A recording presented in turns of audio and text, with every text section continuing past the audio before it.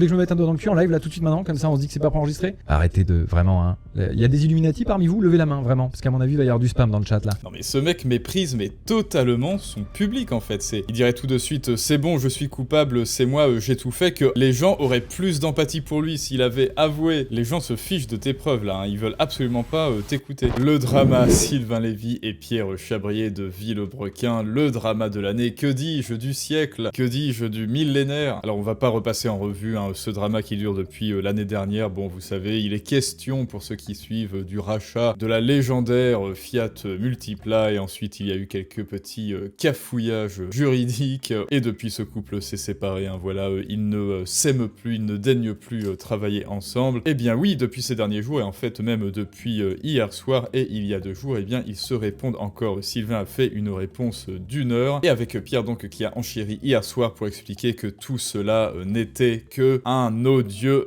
mensonge. Et là, Pierre Chabrier est dans la sauce parce que personne ne le croit, il est totalement antipathique, il est totalement méprisable pour beaucoup, hein, là quand on va voir les commentaires. Merci Saul Goodman, aurait rien pu faire pour ce mec, il est finito. Sur la vidéo de Sylvain, pareil, hein, bonjour, je suis Frédéric de Carglass et je n'ai jamais vu un impact aussi gros. Il semblerait bien que ce soit Sylvain, notre ami Sylvain, qui ait gagné le débat public et le procès populaire. Comment ça se fait? Peut-être bien parce que Sylvain a su connecter justement avec le public, se rapprocher de lui et toujours se montrer sympathique, alors que notre ami Pierre, eh bien, s'est montré complètement méprisant et méprisable, pusillanime quant aux preuves qui l'accablent. Bref, entre froideur et distance et chaleur et sympathie, qu'est-ce qui convainc le public pour gagner le débat et le procès populaire sur internet? Eh bien, on va les analyser et voir ça ensemble tout de suite. Et donc, on va commencer avec la vidéo de Sylvain, après on va enchérir avec notre ami Pierre, hein, notre ami Pierrette, et ouvrez l'œil, soyez bien attentifs à la manière dont il interagit avec nous. Eh bah bonne année! Comment ça va pour vous? Bienvenue en 2025, la bonne année, la bonne santé, les vœux de bonheur, tout ça, tout ça. Écoutez, moi ça va pas trop mal, et à la base cette vidéo existe pour faire une sorte d'état des lieux de 2024. Sauf que je me suis rendu compte qu'en 2024, il y a un événement important qui est arrivé, et je pouvais pas passer en 2025 et me dire, il y a toujours ça qui traîne sur la table, tant pis. Évidemment, je parle de la vidéo de Pierre Chabrier, mon ancien associé, vous savez, le mec là. Le gros encre vidéo à laquelle je n'ai pas répondu. Je sais que... Donc là, vous voyez déjà, il délivre de l'humour dès les premières secondes. Et surtout, il crée du lien avec nous. Hop, il nous livre déjà ses vœux de bonne année. Et bah bonne année avec toujours un ton super dynamique. Et donc inconsciemment, on se dit que Sylvain n'a pas trop changé depuis ses débuts, qui reste toujours authentique et honnête. On a quand même envie de savoir ce qui se cache derrière ça. Quel est son avis sur ce drama de Villebrequin? Sûr que Pierre et moi, on était encore super copains. Et alors que ces sujets-là, à mon sens, auraient dû rester privés entre nous. On a 40 minutes de vidéo où Pierre me déglingue. Et justement, pour bien attaquer 2025, j'ai envie d'en finir avec cette histoire. J'en ai ras-le-bol d'avoir des messages et des commentaires de gens qui me connaissent pas Pierre, qui connaissent pas l'histoire, mais qui pourtant ouvrent leur bouche. J'en ai ras le que mes proches prennent encore des messages là-dessus. Que moi je prenne des messages d'insultes, du harcèlement et qu'on m'en mette plein la gueule, j'ai envie de dire, tant pis. Il y a un moment, t'es exposé, t'es public, ça a plein d'avantages, ça peut avoir des inconvénients, ça fait partie des inconvénients. Sauf que ce que je reproche vraiment à Pierre dans cette histoire, c'est... Vous voyez, il dédramatise, hein, le fait des haters, ça ne l'atteint pas, il n'essaie pas de jouer la victime, il se dit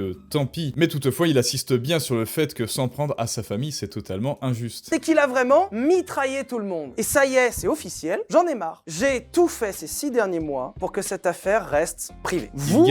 Il garde toujours le sourire en disant ça, hein, il a toujours ce ton dynamique. Pas subir la séparation douloureuse qu'a été Villebrequin. Je pense encore aujourd'hui que rester sur une bonne image, exactement comme on a essayé de faire dans la vidéo du 7 décembre 2023, était la bonne solution. Encore un peu de contexte, mais rappelez-vous, lorsque Pierre fait une vidéo de 40 minutes à charge, dans laquelle je rappelle où il me compare à Voldemort, hein, même prononcer mon nom, ça lui fait mal au ventre. Je sais qu'il y a plein de gens qui ont oublié, mais on en est là. Hein. Et c'est pas parce que Pierre a décidé de s'exprimer publiquement que je suis obligé de m'exprimer publiquement. C'est pas parce que Pierre a décidé de rompre son engagement que je suis obligé de le rompre. Donc j'avais répondu très sobrement. Alors je sais qu'il y a pas mal de gens qui ont une vision des youtubeurs très exagérée. Comme si on était des pros de l'information, des pros de la communication. Chaque jour je sais ce qui sort, je sais...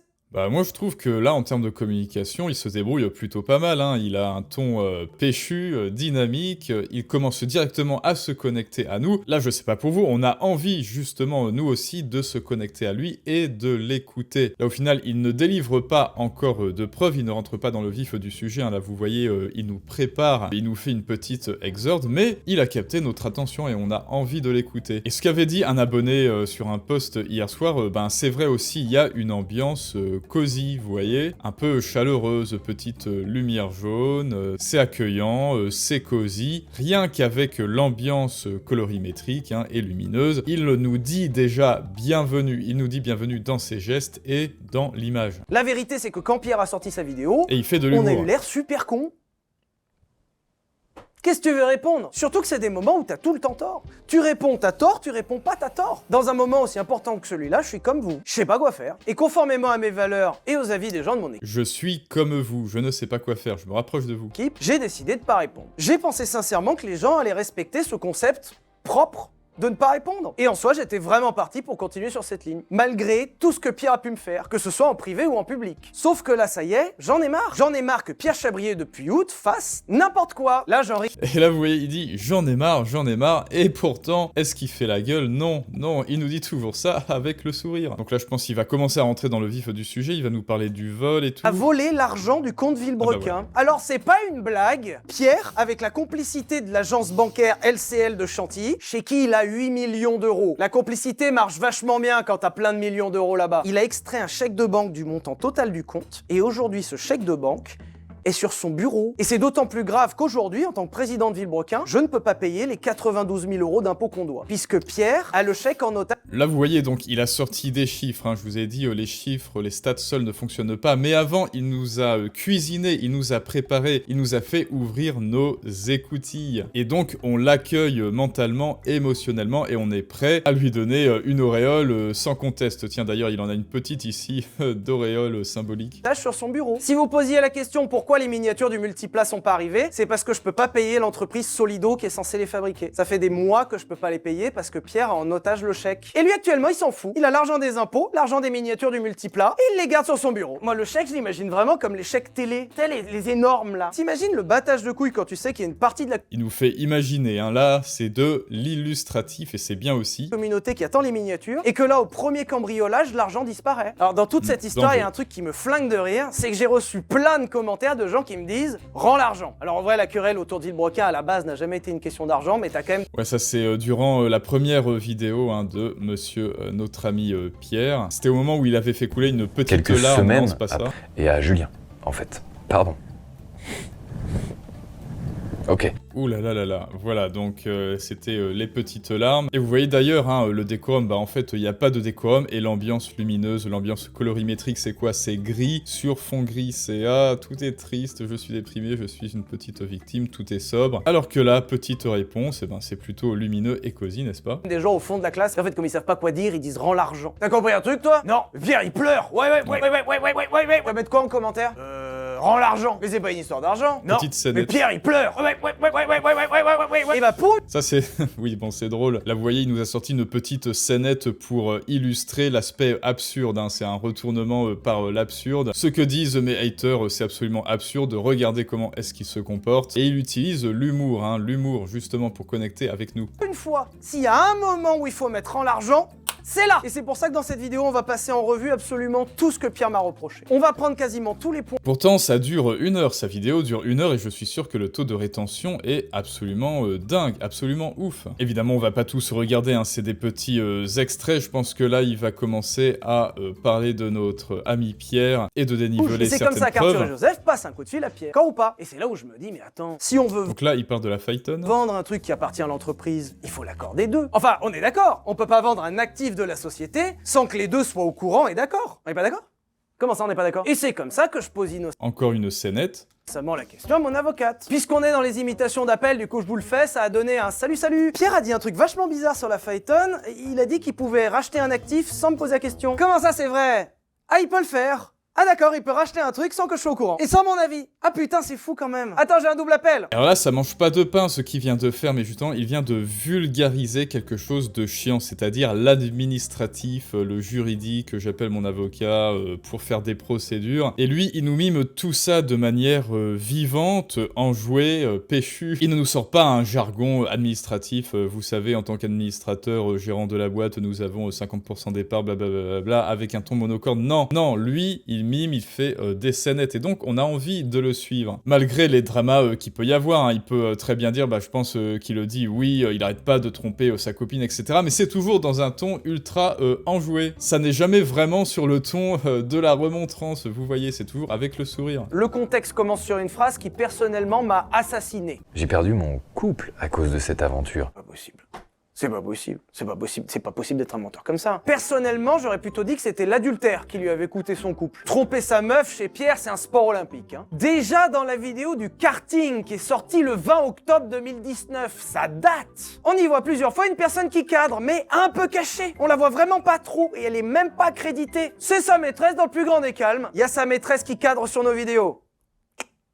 Yes! Aussi la manière dont il nous parle de manière dynamique, c'était aussi sa manière de parler avant, donc quelque part il y a un retour aux sources. Implicitement, il nous immerge dans une bulle de nostalgie. Regardez, je suis comme avant, je n'ai pas changé, vous pourrez toujours compter sur moi, même si je suis en train de démonter mon ancien coéquipier. Mais bon, ça donc c'est le jeu, hein, c'est le débat public, c'est le procès populaire, et ne vous inquiétez pas pour notre ami Pierre que l'on va voir donc tout de suite. Eh bien lui non plus, il ne va pas se gêner, et là ça va piquer, donc là absolument changement d'ambiance, on est dans un clair obscur. L'image est chaleureuse malgré tout, mais regardez déjà, il est assis, il ne nous regarde pas en face, il ne regarde pas face caméra. Là on est à 0,0 secondes, on sent déjà qu'il va nous mépriser. Et d'ailleurs, je pense que ça n'a pas été enregistré, mais avant le live, il avait dit, eh bien, je ne fais pas ce live pour vous là. En fait, le chat, je ne vais pas le regarder, je ne vais pas regarder le chat. Pourquoi? Parce que ça ne m'intéresse pas. Vous n'êtes pas digne de réfléchir, vous êtes des vaches beuglantes, vous ne savez pas ce que vous dites, et moi au contraire je veux m'adresser aux gens qui réfléchissent, donc appel à la raison. Et alors là, première faute avant même que le live ne commence. Alors regardez donc bien son mode opératoire maintenant.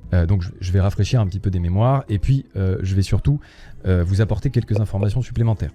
Il n'y a pas un chèque, il y en a deux. Ça c'est la première information, dommage. Il fallait peut-être un petit peu suivre, mais vous inquiétez pas. Déjà des remontrances. Hein. Faire l'update. Il y a deux chèques et ils sont là. Ça c'est vrai. Ça c'était une vérité, hein. Les deux chèques sont là. Hop.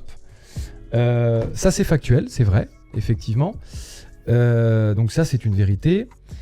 Malheureusement, on a oublié de dire tout le contexte de cette vérité. Coup dur. Alors, je vais commencer par le commencement. Parce que je vois, hein, j'ai quand même vu évidemment, hein, j'ai une équipe, hein, et non pas seulement effectivement que...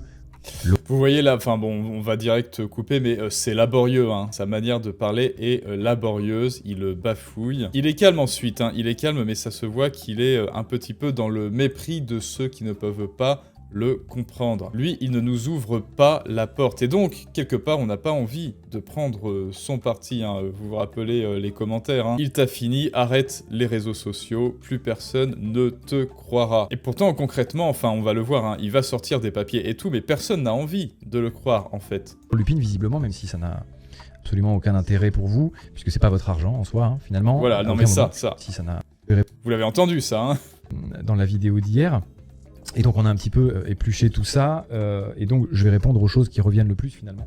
À savoir cette histoire de chèque, qui vous turlupine visiblement, même si ça n'a absolument aucun intérêt pour vous, puisque c'est pas votre argent en soi, hein, finalement, à aucun moment, je veux dire. Voilà, le mépris total. De toute façon, pourquoi vous êtes là? C'est pas votre argent, qu'est-ce que ça vous regarde pas? Il méprise totalement la vie populaire, hein, le procès populaire, le procès sur les réseaux sociaux, parce que c'est ça en fait, hein, le vrai procès. Alors oui, lui il est complètement enfermé dans le procès juridique, ça effectivement, ça les regarde, il y aura des preuves, ils auront leurs petits papiers, leur paperasse, mais là Pierre, tu es sur les réseaux sociaux, tu es en live et tu dois convaincre le public de prendre ton parti, du moins, évidemment, ça n'aura pas les mêmes conséquences qu'à la cour, mais du moins si tu veux continuer ta carrière sur les réseaux et préserver ta sympathie. Et là, c'est mal parti. Alors, j'ai vu des gens, en tout cas, qui déjà démentent la clôture de compte. Genre, une clôture de compte, c'est pas possible, on ne peut pas. D'accord. J'ai donc reçu 2 papiers avec à 2 dates différentes parlant de clôture. Voilà.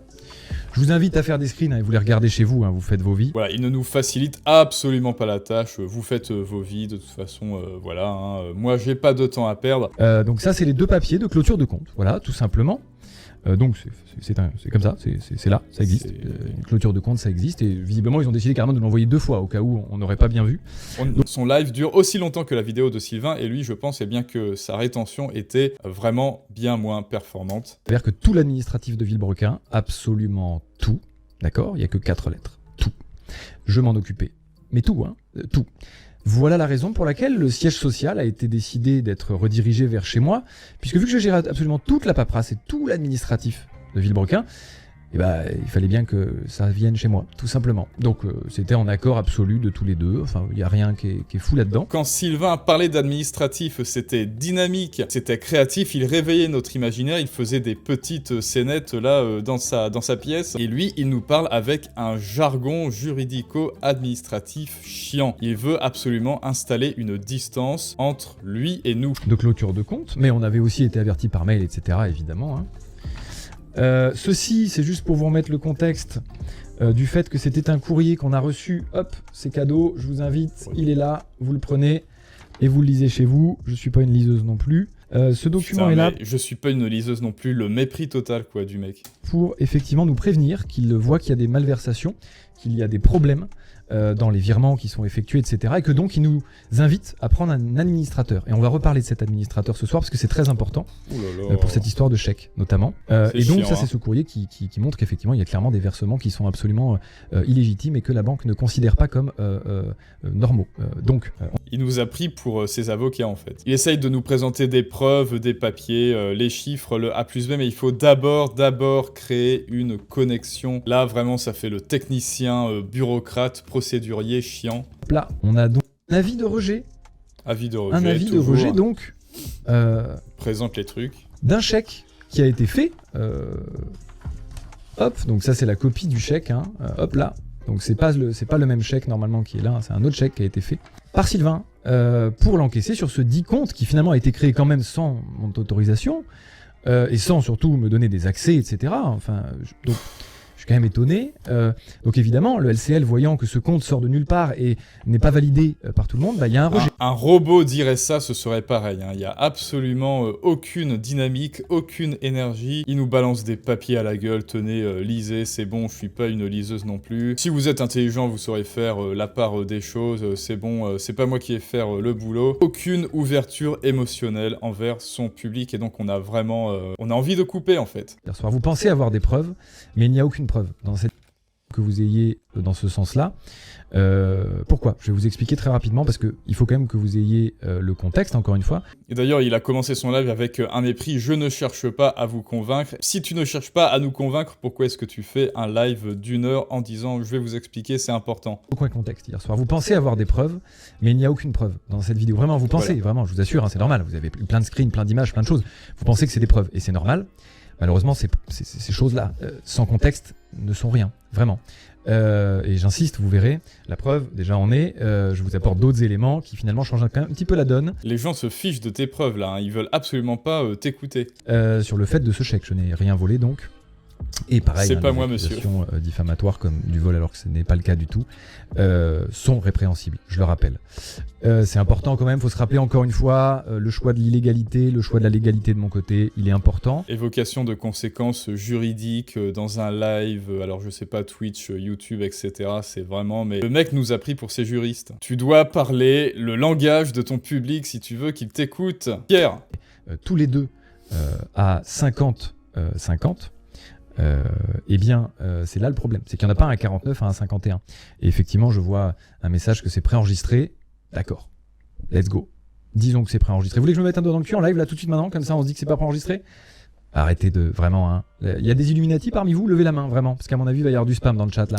Bon, arrêtez, un petit peu de sérieux, s'il vous plaît. Voilà, un peu de sérieux, hein, s'il vous plaît, c'est bon là ou quoi Non mais ce mec méprise mais totalement son public en fait, il dirait tout de suite c'est bon, je suis coupable, c'est moi, j'ai tout fait, que en fait, les gens auraient plus d'empathie pour lui s'il avait avoué, s'il avait dit oui c'est moi, je suis coupable, pardonnez-moi avec la petite larmichette, et ben les gens auraient plus connecté avec lui, parce que là on le sent distant, méprisant, y a pas un petit truc genre de tromperie, bah tiens, est-ce qu'il s'explique sur sa tromperie? Je pense que c'est là. Je vais en venir. Complètement, c'est pas possible. Faut vous rendre compte, vraiment, hein, imaginez-vous un petit peu votre employeur d'un coup, j'essaie de donner des exemples qui vous parlent peut-être, votre employeur d'un coup qui vient parler dans une réunion de travail sur des sujets de travail, du fait que c'est pas bien, il y a 4 ans, avec votre ex, vous l'avez trompé. Ok. Qu'est-ce que je suis censé répondre, monsieur, là? Parce que je comprends pas bien. Où vous voulez en venir? En fait, où est-ce qu'on va avec ça? Excusez-moi, hein. J'ai l'impression que quand on en arrive à là, c'est vraiment que les arguments qu'on a, ils traînent la patte quand même, hein. Pardon, parce que, encore une fois, hein, même si vous avez l'impression d'avoir beaucoup de preuves, je le répète, ça n'en est pas du tout, hein. Regardez bien, creusez un petit peu, il n'y a rien. Il y a ce que vous aimerez. Le mec s'imagine que si il nous dit des choses factuelles, alors le mec s'imagine que si, à partir du moment où il dit du A plus B et des choses factuelles sur un ton monocorde, on va le croire. Mais ça n'est pas comme ça que ça marche, connecter avec un public, s'il te plaît Pierre, tout en le méprisant, tout en disant un petit peu de sérieux, arrêtez de croire n'importe quoi. Si là par exemple, bon, il fait ce qu'il veut avec ses copines ou je sais pas quoi là, mais là s'il avait dit oui c'est vrai, c'est pas bien, je m'excuse, et qu'il avait fait des scènes comme ça, peut-être pour ridiculiser un petit peu la situation, montrer l'absurdité, se connecter à nous, rendre les choses émotionnelles plutôt que de nous parler de manière docte, grave, comme si on était ses juristes, sa réponse aurait peut-être été plus digne, justement, et on aurait eu envie de le suivre. Mais là, vous voyez, tout ce qu'on a eu, ce sont des appels à la raison, hein, comme... Et la justice, très clairement, ça ne donnerait rien. C'est complètement stupide et enfin, je sais même pas où on va avec ça. Enfin, vraiment, vous vous rendez compte où est-ce qu'on en arrive? Enfin, vraiment, on est dans quel univers là? Dans quel monde vous êtes en train de construire? Quel monde vous êtes en train de créer? Enfin, imaginez-vous bien qu'un monde qui n'est muni que de ça n'existe pas. Enfin, il ne perdure. Bah enfin, vous êtes ridicule, bah enfin. Bon, là il nous fait un appel à la raison complètement froid, plutôt que d'utiliser l'humour comme Sylvain et de partir du fait bien qu'on va le suivre parce qu'il est dynamique, il est chaleureux et surtout il a établi une connexion avec nous. Et bien donc les amis, on va finir avec ça, on va lire les commentaires juste avant. N'oublie pas que le programme pouvoir persuasif, justement pour rallier les gens à ta cause, lever leur défense, lever leurs écluses pour qu'ils t'écoutent et surtout connecter avec eux, se rapprocher d'eux justement pour les rallier à ta cause et augmenter ton impact sur le monde. C'est bientôt, c'est ce mois-ci. Donc si tu veux l'acquérir pour une bagatelle et être au courant de toutes les nouveautés, profiter de l'offre de lancement, et bien il y a le lien en description. C'est un programme qui va te permettre de sauver les meubles et de connecter comme l'a fait de manière grandiose avec la maestria de Sylvain et t'éviter de finir comme notre ami là qui n'a plus que ses yeux pour pleurer. Voilà, c'est ce qui t'attend si tu ne sais pas connecter avec les gens. Évidemment, n'hésite pas à lâcher ton plus beau pouce bleu et à t'abonner si ça n'est déjà fait pour plus d'analyses comme ça. Quand je vois les commentaires, c'est quand même édifiant. Bonjour, je suis ingénieur de chez Decathlon et même nos tantes Quechua ne se font pas plier comme ça. Bonjour, je suis guide de haute montagne. Je peux vous assurer que je n'ai jamais vu une telle chute de pierre. Pierre Chabrier serait parfait pour incarner le conte de Mantes et Christo. Modification dans les livres d'histoire, fin de l'âge de pierre 2025. Bref, vous l'avez vu, c'est édifiant. L'opinion publique va en faveur de Sylvain. Donc tu sais ce qu'il te reste à faire pour ne pas finir comme Pierre. Et à très bientôt pour une prochaine analyse du monde moderne. Mais ça, c'est une autre histoire.